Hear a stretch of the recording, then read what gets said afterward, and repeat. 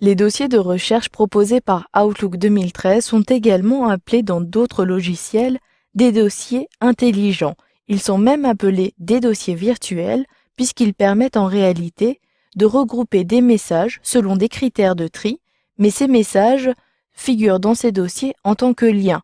Vous pourrez ainsi consulter plus rapidement des messages selon certains critères depuis ces dossiers. Il n'y aura aucun impact si vous supprimez le dossier.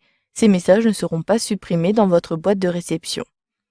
Vous verrez dans cette formation que vous pouvez créer des dossiers virtuels, donc des dossiers de recherche, selon des critères prédéfinis, tels que les courriers non lus, et vous verrez même par la suite comment personnaliser vos dossiers de recherche.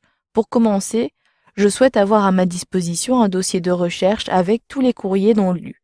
Pour cela, sélectionnez l'onglet des dossiers situé dans le ruban.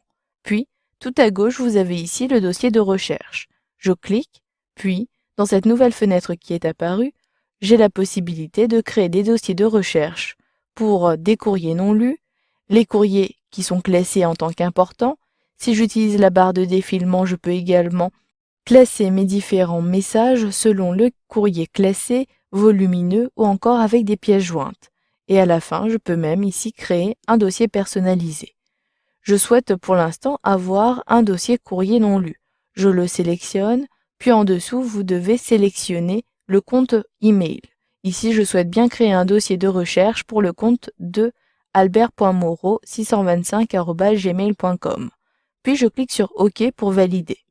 Automatiquement, vous le voyez dans le volet de gauche, le volet des dossiers, j'ai ici, au niveau des dossiers de recherche, un dossier courrier non lu qui est apparu. J'ai ici 83 courriers non lus. En effet, sur mon compte d'Albert Moreau, j'ai 5 courriers non lus dans la boîte de réception, 45 ici qui sont supprimés et 2 qui sont même dans mes courriers indésirables. Vous pouvez, comme cela, à partir de ce dossier, lire vos différents messages. Si je souhaite consulter ce message-ci, je double-clique dessus et si je le ferme maintenant, il n'est plus marqué comme non lu dans ce dossier et également dans le dossier boîte de réception. Je n'ai plus que 4 messages non lus.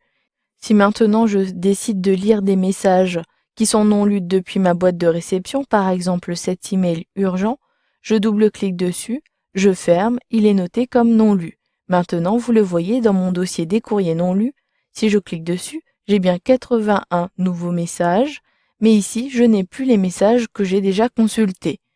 Vous pouvez également créer des dossiers de recherche personnalisés, toujours depuis le ruban sur Dossier de recherche. J'utilise ensuite la barre de défilement, vous le voyez, en sélectionnant le critère personnalisé. Cliquez ensuite sur Choisir, ce qui vous fait apparaître une autre fenêtre.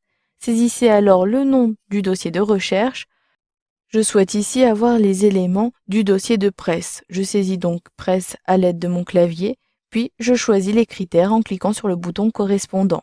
Je souhaite ici, depuis cet onglet, rechercher à la fois dans l'objet, mais également, si je clique sur le menu déroulant, dans le corps du message.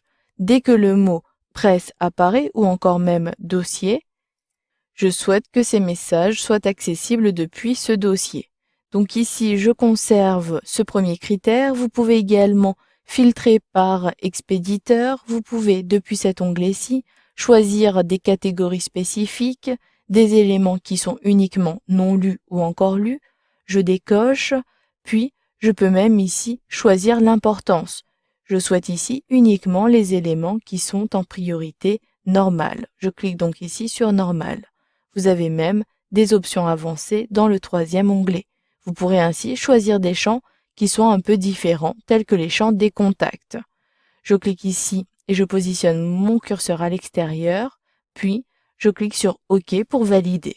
Une fois que vous avez tout complété, cliquez sur OK à nouveau, puis une troisième fois sur OK pour valider. Dans le volet de gauche, j'ai bien ici mon dossier de recherche presse qui est apparu, avec dans la zone de droite tous les messages qui correspondent à mon critère.